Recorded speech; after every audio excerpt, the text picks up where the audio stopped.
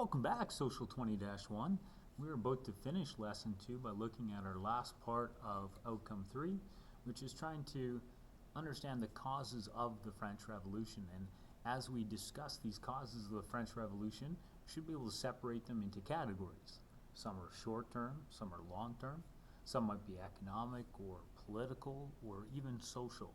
So let us begin, and just as an aside before we begin, as we study different revolutions or times of change this year, first here in France and then later in Germany and the Soviet Union, it's always interesting to keep track of the conditions in these nations that preceded the great changes so that we can gain some insight into what causes revolutionary change.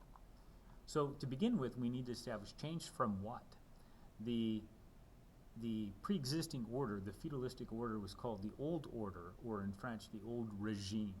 The old regime was characterized by a rigid class system that reflected a hierarchy, a feudal order with a strong monarch on top, a very strong Catholic Church, and strong local nobility.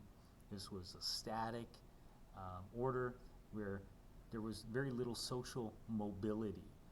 You typically, once again, were born into the lottery of birth, that the position that you're born into would be the position you would die. You can see that there's more details here about the gender roles and education and religion. Definitely skim through that as well.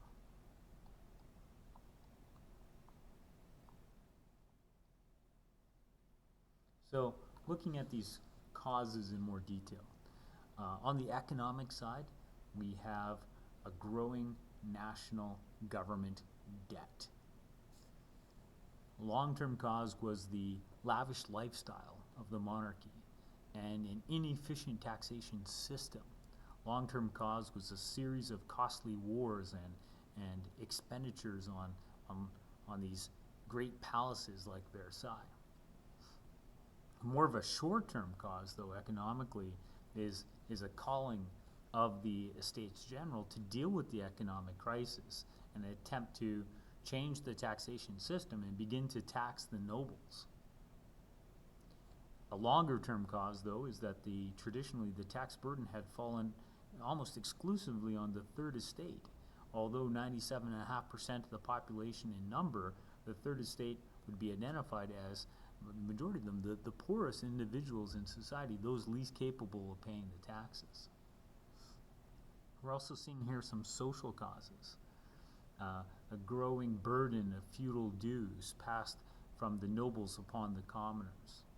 And socially, the nobility of old were being challenged by new nobility, that the growth of capitalism and industry in the age of exploration had created a new emerging class that had found some economic power but now wanted social power to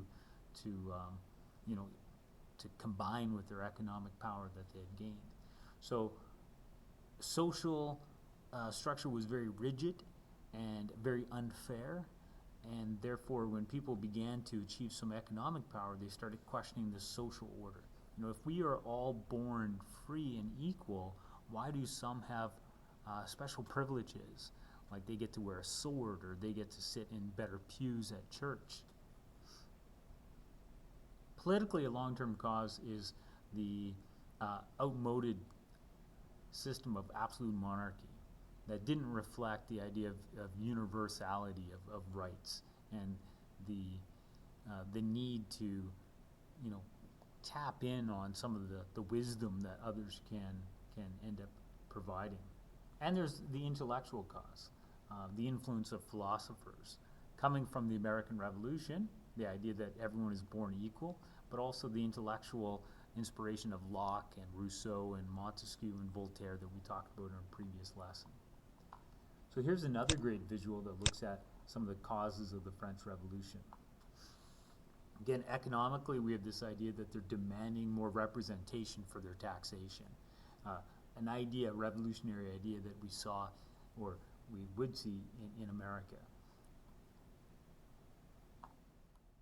We're seeing, again, economically financial difficulties because of the extravagant spending on courts and the overambitious wars that the French crown had been fighting, including financing of the American Revolution, because the French long-term rivals with the English, they financed the French side, or sorry, they financed the American side as an opportunity to weaken the English. Financial troubles included the need to reform those taxes. They needed the nobles to give up their tax concessions that they had enjoyed for generations so that they could broaden the tax base to pay for the growing expenditures of government. And of course the peasants, the third estate, and these new rich, the bourgeoisie, they were unhappy because they had to pay all the taxes. That's an economic cause of the revolution. France was also an absolute monarchy, and the absolute monarch, King Louis XVI, was not King Louis XIV. King Louis XIV was a powerful monarch. King Louis XVI was a weak monarch. He preferred personal interests over court issues, and he was strongly influenced by his wife, Marie Antoinette, who some in France were beginning to see as an enemy of the state. So the king himself causes the revolution by being a weak king. And we've talked about the Age of Enlightenment causing it, an intellectual cause. This idea that a liberal society could flourish with free commerce, that we're beginning to see some benefits of capitalism, and now we want more liberty. It's challenging the collectivism, the absolutism of feudal order. Here's a sample reflection of a student in the past that talks about the causes of the French Revolution. After I'm done my introduction, I'd ask you to go back and read it and see if you can add anything to your list.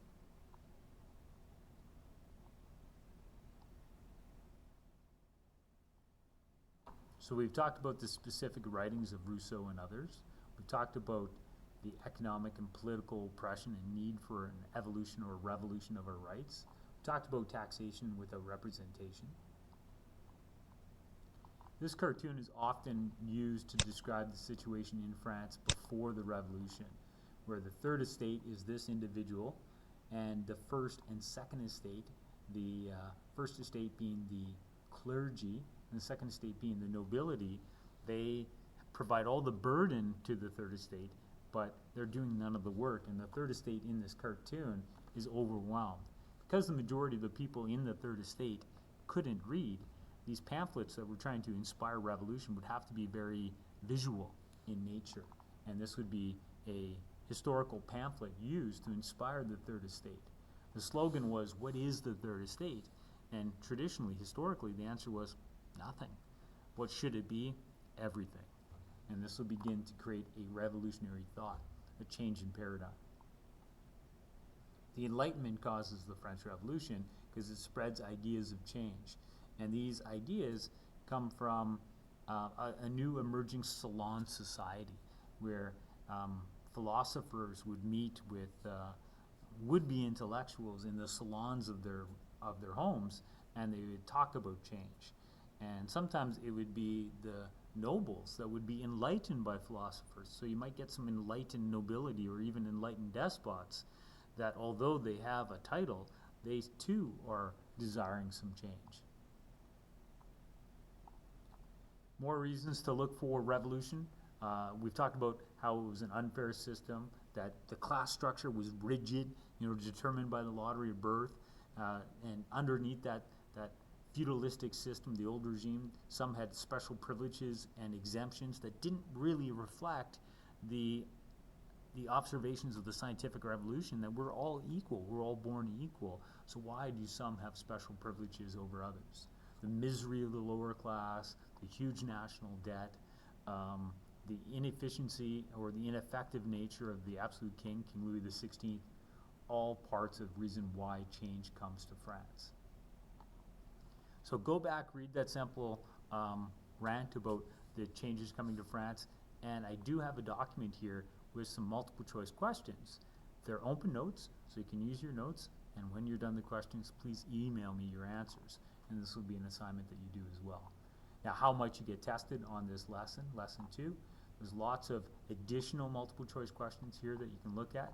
Those are the 7 that you're meant to do in that earlier document. These ones have the answers in bold, so obviously these ones you don't have to hand in to me. But it also shows you some sources for an A1 or even an essay.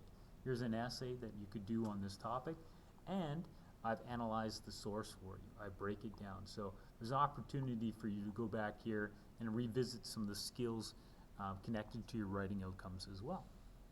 So what do you need to do now? Go back, reread that document, the rant about the French Revolution, a previous student's summary of the causes. That's found here on page 33. And then finish up with those multiple choice, those 7 multiple choice questions, and you can email me your answers. So just click on that document and the questions will come up. If you need more help on the French Revolution, there's a few short embedded Prezi documents and or videos that you could go to for extra help. So here, for example, is a very informative 5-minute video from TED Talk. Even if you think you understand it, might be in your best interest to watch that too. Enjoy the rest of your day.